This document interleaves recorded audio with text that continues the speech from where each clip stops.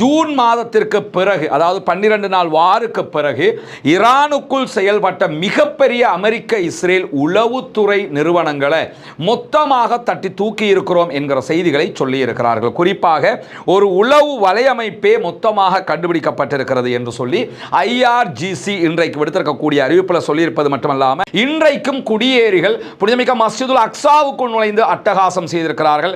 Tel Aviv இந்த பேச்சுவார்த்தைகள் தொடர்பாக அடுத்த கட்டம் நகர்வதற்கு தயாராக இருக்கிறது என்று சொல்லியிருக்கிறது. குறிப்பாக அமெரிக்கா நேரடியாக துருக்கியோடு பேச்சுவார்த்தைகளை நடத்தி கொண்டிருக்கிறது. பாலஸ்தீன விடுதலை அமைப்பினரை ரஃபாவில் இருந்து பங்கர்ல இருந்து வெளியே எடுத்து அப்படியே அங்கிருந்து துருக்கிக்கு அவர்களை அனுப்புவது.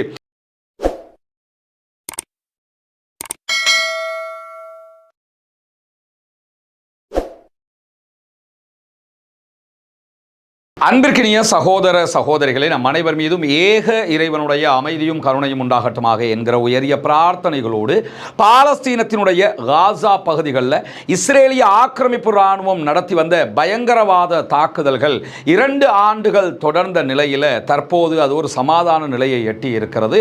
ஆனாலும் இஸ்ரேல் வரம்பு மீறிய தாக்குதல்களை தொடர்ந்து கொண்டிருக்கக்கூடிய நிலையில் யுத்த நிறுத்தம் ஏற்பட்டு இன்றோடு 34வது நாளாக இருக்கக்கூடிய இந்த தருணத்தில் காசா இஸ்ரேல் வாருக்கு மத்தியில் லெபனான்ல இருந்த ஹெஸ்புல்லாக்கள் பாலஸ்தீனத்திற்கு ஆதரவாக சண்டையில் களமிறங்கினார்கள். அதே போன்று யமன்ல இருக்கக்கூடிய ஹூத்திகள் சண்டையில் களமிறங்கினாங்க.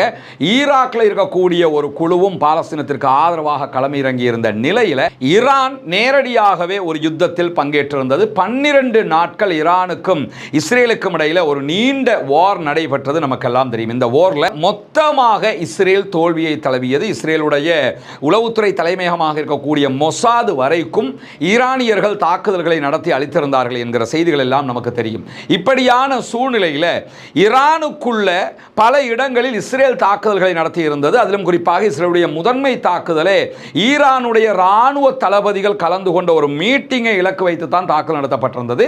அது உள்ளிருக்கக்கூடிய ஒரு உளவுத்துறை தகவலை கொண்டுதான் அவர்கள் தாக்குதல் நடத்தி இருந்தார்கள் என்கிற செய்திகள் வெளிவந்திருந்த நிலையில் ஈரான் இன்றைக்கு வெளியிட்டிருக்கக்கூடிய தரவுகள் பிரகாரம் ஜூன் மாதத்திற்கு பிறகு, அதாவது 12 நாள் வாருக்கு பிறகு ஈரானுக்குள் செயல்பட்ட மிகப்பெரிய அமெரிக்க இஸ்ரேல் உளவுத்துறை நிறுவனங்களை மொத்தமாக தட்டி தூக்கி இருக்கிறோம் என்கிற செய்திகளை சொல்லி இருக்கிறார்கள். குறிப்பாக ஒரு உளவு வலையமைப்பே மொத்தமாக கண்டுபிடிக்கப்பட்டிருக்கிறது என்று சொல்லி IRGC இன்றைக்கு விடுத்திருக்கக்கூடிய அறிவிப்பில் சொல்லியிருப்பது மட்டுமல்லாமல் IRGC மேலதிக தகவல் பிரகாரம் இஸ்ரேலிய அமெரிக்க ஆதரவு பெற்ற ஒரு உளவு வலையமைப்பை நீண்ட கண்காணிப்பு கட்டுப்பாட்டு நடவடிக்கைகளுக்கு நாங்கள் உட்படுத்தி இருந்தோம். அவர்களை அடையாளம் கண்டு மொத்தமாக செயலிழக்க செய்திருக்கிறோம். ஜூன் மாதம் நடைபெற்ற இஸ்ரேல் ஈரான் வார்ல ஈரான் தோல்வி அடைந்ததை தொடர்ந்து பொது பாதுகாப்பை எப்படியாவது அச்சுறுத்தலுக்குள்ளாக்கி நாட்டுக்குள் கலவரங்களை உண்டாக்கி நாட்டுக்குள் பொதுமக்களுடைய போராட்டங்களை உண்டாக்கி ஆட்சி மாற்றத்தினூடாக ஈரானை தோல்வி அடைய செய்வதற்காக அமெரிக்காவும் இஸ்ரேலும் இணைந்து இந்த உளவுத்துறை நடவடிக்கைகளை பெரிய அளவில் செய்து கொண்டிருந்த நிலையில் இறுதியாக அவர்கள் அத்தனை பேருமே கைது செய்யப்பட்டிருக்கிறார்கள். ஈரானுடைய இராணுவ நீதிமன்றத்தின் பிரகாரம் அவர்களுக்கு உச்சகட்ட தண்டனைகள் வழங்கப்படும் என்கிற செய்திகளும் வெளியாகிருக்கு. உச்சகட்ட தண்டனைன்னா அவ்வளவுதான் அர்த்தம், போட்டுருவாங்க. அங்கே பார்த்துருக்க மாட்டாங்க, மரண தண்டனை அறிவித்து நிறைவேற்றிக்கிட்டு போய்கிட்டே இருப்பாங்க. தேச துரோக குற்றச்சாட்டில் இவர்கள் அத்தனை பேரும் கைது செய்யப்பட்டிருக்கிறார்கள். பல மாகாணங்களில் தேடப்பட்ட சுற்றி வளைப்பில் தான் இவர்கள் அத்தனை பேரும் மொத்தமாக கூண்டோடு பிடிபட்டிருக்கிறார்கள் என்கிற தகவல்களை ஈரான் இன்றைக்கு விடுத்திருக்கக்கூடிய நிலையில் காசா பகுதிகளில் இன்றைக்கும் இஸ்ரேலிய ஆக்கிரமிப்பு இராணுவம் புதிய தாக்குதல்களை நடத்தி இருக்கிறது என்கிற செய்திகள் வெளியாகி இருக்கிறது. குறிப்பாக காசாவினுடைய கிழக்கு பகுதிகள் அதே போன்ற கான் யூனிஸ் பகுதிகள் மேலே இஸ்ரேலிய வான்வழி தாக்குதல்களும் பீரங்கி தாக்குதல்களும் நடத்தப்பட்டிருக்கிறது என்று அல் ஜசீராவினுடைய பத்திரிகையாளர் தெரிவிக்கிறார். ஆனால் எத்தனை பேர் கொல்லப்பட்டிருக்கிறார்கள், எத்தனை பேர் காயமடைந்திருக்கிறார்கள் என்கிற செய்திகள் இதுவரை வெளியாகவில்லை. இப்படியான சூழ்நிலையில் தான் வெஸ்ட் பேங்க் மேற்கு கரை பகுதிகளில் 40 பாலஸ்தீன அப்பாவிகளை இன்றைக்கு இஸ்ரேல் புதிதாக கைது செய்திருக்கிறது. பாலஸ்தீன கைதிகள் சங்கம் இன்றைக்கு விடுத்திருக்கக்கூடிய தரவுகள் பிரகாரம் இந்த அறிவித்தல்கள் வெளியாகி இருக்கிறது. தொடர்ந்து இஸ்ரேல் காசா பகுதிகளில் தாக்குதல்களை நடத்துகிறார்கள். வெஸ்ட் பேங்க் பகுதியை செட்லஸ்ங்கிற பாலஸ்தீன அப்பாவி மக்களுடைய இடங்களை அபகரிக்கக்கூடியவர்கள் வந்து அபகரிப்பு வேலைகளை செய்கிறார்கள். அதை தாண்டி இஸ்ரேலிய ஆக்கிரமிப்பு இராணுவம் தாக்குதல்களை நடத்துகிறது. அதையும் மீறி ஏற்கனவே இருக்கிற கஷ்டத்துக்கு மத்தியிலே அவர்கள் பல பேரை கைதும் செய்து கொண்டு கொண்டிருக்கிறார்கள் என்கிற செய்திகளின் அடிப்படையில் தான் இன்றைக்கு 40 பேர் அநியாயமாக கைது செய்யப்பட்டிருக்கிறார்கள் என்கிறது பாலஸ்தீன கைதிகள் சங்கம். இந்த நிலையில தான் இன்றைக்கும் குடியேறிகள் புனிதமிக்க மஸ்ஜிதுல் அக்ஸாவுக்குள் நுழைந்து அட்டகாசம் செய்திருக்கிறார்கள். புனிதமிக்க மஸ்ஜிதுல் அக்ஸாவினுடைய தொழுகை நடத்தக்கூடிய கரெக்டாக இமாம் என்று தொழக்கூடிய இடத்திலேயே சென்று அவர்களுடைய தல்முதிக் என்கிற வணக்கத்தை செய்கிற வீடியோ காட்சிகள் வெளியாகி இருக்கிறது. அல்லாஹ்வுடைய சாபம் தான் அவர்களுக்கு உண்டாக வேண்டும் என்கிற பிரார்த்தனைகளோடு, ஏன்னா அவ்வளவு அநியாயங்களையும் அழிச்சாட்டியங்களையும் புனிதமிக்க மஸ்ஜிதுல் அக்ஸாவுக்குள்ளேயே அவங்க செய்து கொண்டிருப்பது மட்டுமல்லாமல் செட்லர்ஸ் என்று சொல்லக்கூடிய இந்த குடியேறிகள் ஆயுத முனையில் வந்து இந்த அநியாயங்களை செய்து கொண்டிருக்கிறார்கள். பிளஸ் இஸ்ரேலுடைய ராணுவமும் போலீஸும் கூட இதற்கு துணையாக நின்று கொண்டிருக்கக்கூடிய சூழ்நிலையில் ஜும்மாவுக்கான ஏற்பாடுகள் புனிதமிக்க மஸ்ஜிதுல் அக்ஸாவில் செய்யப்பட்டு கொண்டிருக்கிறது. ஜும்மா தொழுகைக்கு அந்த பகுதிகளில் இருக்கக்கூடிய அத்தனை பேரும் கலந்து கொள்ள வேண்டும் என்று பாலஸ்தீன விடுதலை அமைப்பும் கோரிக்கை விடுத்திருக்கக்கூடிய நிலையில தான் இந்த சம்பவங்களும் நடைபெற்று வரக்கூடிய நிலையில தான் ட்ரம்பினுடைய காசா திட்டத்தை முழுமையாக செயல்படுத்துவதுதான் எங்களுடைய முன்னுரிமையான நோக்கம் என்று சொல்லி அல் ஜசீராவுக்கு அமெரிக்காவினுடைய வெள்ளை மாளிகையினுடைய அதிகாரிகள் சொல்லியிருக்கக்கூடிய தகவல்களை அல் ஜசீரா சுட்டிக்காட்டுகிறது. இந்த சமாதான நடவடிக்கைகளை தோல்வி அடைய செய்வதற்கு ட்ரம்ப் விரும்பவில்லை, இந்த சமாதானம் தொடர வேண்டும் என்பதைத்தான் அவர் விரும்புகிறார் என்று அவர்கள் சுட்டிக்காட்டியிருக்கிறார்கள். ஆனால் சமாதானம் என்கிற பெயரில் பாலஸ்தீன அப்பாவிகள் கைது செய்யப்படுகிறார்கள், தாக்குதல் நடத்தப்படுகிறார்கள். இது தொடர்பாக எந்த இடத்திலும் இந்த நடுவர்களாக இருக்கக்கூடிய கத்தாரோ அல்லது எகிப்தோ அல்லது துருக்கியோ கேட்காமல் இருக்கிறது என்கிற ஒரு மிக கவலையான செய்திகளும் இதற்குள் அடங்கி இருக்கிறது என்பதை நம்ம புரிந்து கொள்கிறோம். அதே நேரத்தில் மேற்கு கரையில் தொடர்ந்தும் இந்த செட்லர்ஸ் என்கிற குடியேறிகள் பாலஸ்தீன அப்பாவிகளுடைய இடத்தை அபகரிக்கக்கூடியவர்கள் நடத்துகிற தாக்குதல்கள் அநியாயமாக தொடர்ந்து வருகிறது. இது நிறுத்தப்பட வேண்டும். இன்றைக்கு நடத்தப்பட்டிருக்கக்கூடிய தாக்குதல்களில் 2 அப்பாவி பாலஸ்தீனர்கள் படுகாயம் அடைந்திருக்கிறார்கள். பள்ளிவாயலும் மேற்கு கரை பகுதிகளில் தீ வைத்து எரிக்கப்பட்டிருக்கிறது. குறிப்பாக மேற்கு கரையில் இருக்கக்கூடிய பள்ளிவாசல்கள் எல்லாம் 1000 ஆண்டுகளுக்கு மேல பழமையான பள்ளிவாயல்கள் எல்லாம் இருக்கிறது. இஸ்லாமியர்களுடைய முழு வரலாற்று தலங்களை கொண்ட பகுதிகளாக அது இருக்கும்போது அந்த மாதிரியான பள்ளிவாயல்களையும் தீ வைத்து எரித்திருக்கிறார்கள் என்கிற கவலையான செய்திகள் வெளியாகி இருக்கிற அதே நேரத்தில் கான் யூனிஸினுடைய மேயர் இன்றைக்கு விடுத்திருக்கக்கூடிய அறிவிப்பில் கான் யூனிஸில் எல்லாமே மொத்தமாக முறைப்படி அளிக்கப்பட்டிருக்கிறது. எதுவுமே அங்கே பேலன்ஸ் கிடையாது. குறிப்பாக அந்த பகுதிகளில் இருக்கக்கூடிய தாவரங்களை கூட அவர்கள் விட்டு வைக்கவில்லை. 90% மேற்பட்ட மரஞ்செடி கொடிகளை கூட அழித்து விட்டார்கள். கட்டாந்தரையாக பாலைவனமாக காட்சி அளிக்கிறது காசா என்கிற செய்திகளையும் இன்றைக்கு கான் யூனிஸினுடைய மேயர் சொல்லியிருக்கக்கூடிய சூழலில் தான் ஒரு பெரிய பிரச்சனையாக இழுபறி பிரச்சனையாகவே மாறிக்கொண்டிருக்கிறது. ரஃபா பகுதிகளில் சிக்கி இருக்கக்கூடிய பாலஸ்தீன விடுதலை அமைப்பினருடைய பங்கர் பிரச்சனை. இந்த ரஃபாவினுடைய பகுதிகளுக்குள்ளாகத்தான் கான் யூனிஸை நீங்க இங்க பார்க்கலாம். கான் யூனிஸினுடைய பாதி பகுதிகள் தான் பாலஸ்தீன விடுதலை அமைப்பில் இருக்குது, பாதி வந்து இஸ்ரேலுடைய கையில் இருக்கு. இந்த எல்லோ பார்டருக்கு இந்த பக்கம் இருக்குது. ஆனா ரஃபா முழுவதுமாகவே இஸ்ரேலிய ஆக்கிரமிப்பு ராணுவத்தினுடைய கண்ட்ரோல்ல இருக்கக்கூடிய சூழல்ல இந்த மேப் பிரிக்கிற இந்த சம்பவம் நடைபெறும் போது அவங்க அந்த பகுதியில் இருந்தாங்க, வெளியேறுகிற விதத்தில் தான் இருந்தார்கள்.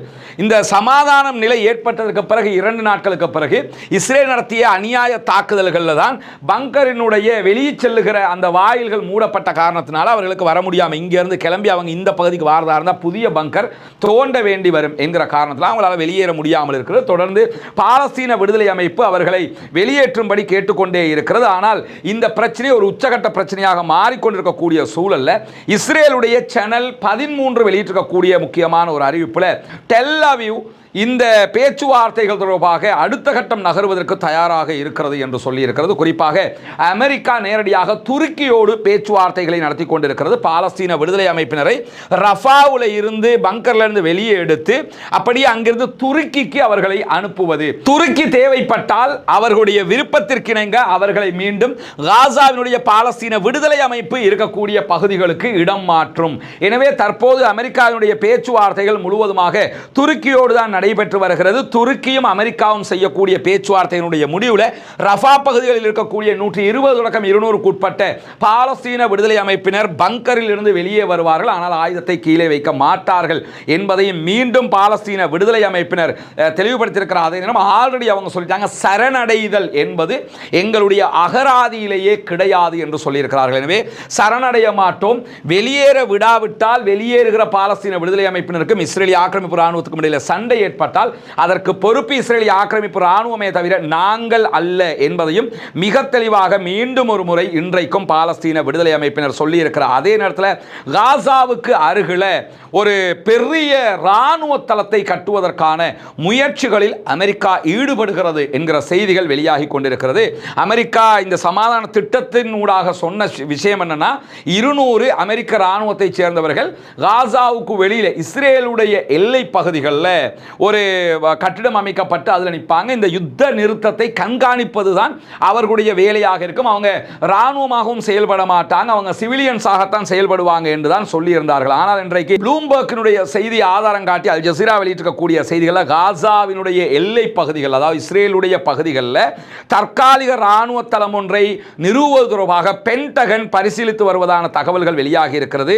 குறிப்பாக 10,000 அமெரிக்க இராணுவத்தினரை அங்கே கொண்டு வந்து இறக்குவது என்பதுதான் அமெரிக்காவினுடைய திட்டம் என்று சொல்லப்படுகிறது. ஆனால் வெள்ளை மாளிகையினுடைய செய்தி தொடர்பாளராக செயல்படக்கூடிய கரோலின் லீவிட் வெளியிட்டிருக்கக்கூடிய அறிவிப்பில் ட்ரம்பினுடைய நிர்வாகம் அத்தகைய நடவடிக்கைகளுக்கு இன்னும் அங்கீகாரம் வழங்கவில்லை என்று சொல்லியிருக்கிறார்கள். அப்படி என்றால் அங்கீகாரம் தான் கிடைக்கவில்லையே தவிர அதற்குரிய முனைப்பு எடுக்கப்பட்டு கொண்டிருக்கிறது என்பது திட்டவட்டமாக தெரிகிறது. ஆல்ரெடி அமெரிக்காவுடைய போர்சஸ் மத்திய கிழக்கில் 50,000க்கு மேற்பட்டவர்கள் இருக்கிறார்கள். கத்தரில் மட்டுமே 10,000க்கு மேற்பட்டவங்க இருக்கக்கூடிய சூழல்ல இஸ்ரேலுக்குள்ள அமெரிக்காவுடைய போர்சஸ் அவங்க நிறுவுவதில் ஒரு செய்தி என்ன சொல்ல வர்றாங்கன்னா, நாங்க தான் கிங் மேக்கர்ஸ், நாங்க தான் முடிவெடுக்கிறவங்கிறத அவங்க சொல்ல வருகிற அதே நேரம் இஸ்ரேல் கூட எங்களுடைய அடியாட்கள் என்பதை அவர்கள் மிக தெளிவாக இதனூடாக நிரூபிக்கிறார்கள் என்பதையும் நம்ம புரிந்து கொள்ள முடிகிறது. ப்ளூம்பர்க் வெளியிட்டிருக்கக்கூடிய அறிவிப்பில் 10,000 இராணுவத்தை சேர்ந்தவர்கள் தங்க வைக்கும் அளவுக்கு 10,000 சதுர மீட்டர் கொண்ட மிக பிரம்மாண்டமான அலுவலகத்தோடு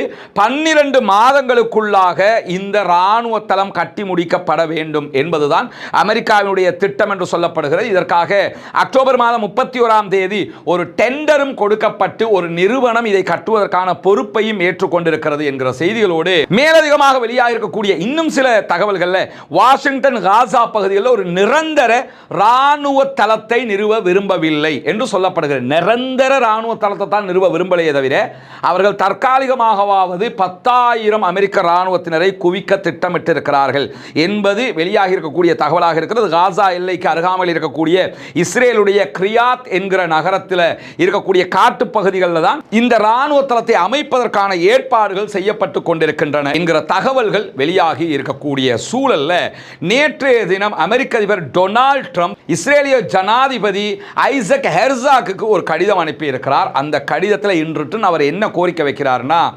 பெஞ்சமின் நெதன்யாகு பாவம், அவர் ரொம்ப ஊழல் குற்றச்சாட்டுகளில் சிக்கிக்கிட்டு இருக்கிறாரு, உங்க நாட்டுக்காக போராடின ஒரு தலைவர் அவர், எனவே அவரை ஊழல் குற்றச்சாட்டுகளில் இருந்து அவரை நீக்குங்க, நீங்க நினைச்சீங்கன்னா அதை நீக்கிடலாம் என்று சொல்லி அமெரிக்க அதிபரே ஒரு ஊழல் குற்றச்சாட்டில் சிக்கியிருக்கிற ஒருவனை காப்பாற்றுவதற்கு கடிதம் அனுப்பி இருக்கிறார் என்கிற ஒரு கெட்ட முன்மாதிரி உலகத்திற்கு காட்டப்பட்டிருக்கிறது. காரணம் என்னன்னா, பெஞ்சமின் நெதன்யாகு என்ன பிழை செஞ்சாலும் அவர் எங்காலு, அவங்க என்ன அநியாயத்தை பண்ணினாலும் பரவாயில்லை, எங்களுக்கு சப்போர்ட்டாக இருந்து அவங்களை காப்பாற்றிடுவோம் என்பதை வெளிப்படையாகவே அமெரிக்க அதிபர் டொனால்ட் ட்ரம்ப் செய்திருக்கக்கூடிய இந்த இழிவான காரியத்தினூடாக தெரிந்து கொள்ள முடிகிறது. பொறுத்திருந்து பார்ப்போம் என்ன நடக்கிறது என்பதை, வல்லவன் பொறுத்திருந்து பார்ப்போம் என்ன நடக்கிறது என்பதை. எவ்வளவு அநியாயம் செய்தாலும் 60, 70, 80, 100 ஆண்டுகளோடு இந்த உலகத்தின் வாழ்க்கை கழிந்து விடுகிறது. அதற்கு பிறகு நிரந்தரமான மறுமையினுடைய வாழ்வில் இவர்கள் தப்ப முடியாது என்கிற ஆழ்ந்த நம்பிக்கைகளோடு பாலஸ்தீனம் வெற்றி பெற வேண்டும், பாலஸ்தீனம் சுதந்திரம் அடைய வேண்டும், பாலஸ்தீன மக்களும் நம்மை போன்று நிம்மதியானவர்களாக மாற வேண்டும், வாழ வேண்டும் என்கிற உயரிய பிரார்த்தனைகளோடு பாலஸ்தீன மக்களுக்காக தொடர்ந்தும் ஜனநாயக ரீதியாக குரல் எழுப்புவோமாக. வாஹிர் தஅவானா அல்ஹம்துலில்லாஹி ரப்பில் ஆலமீன்.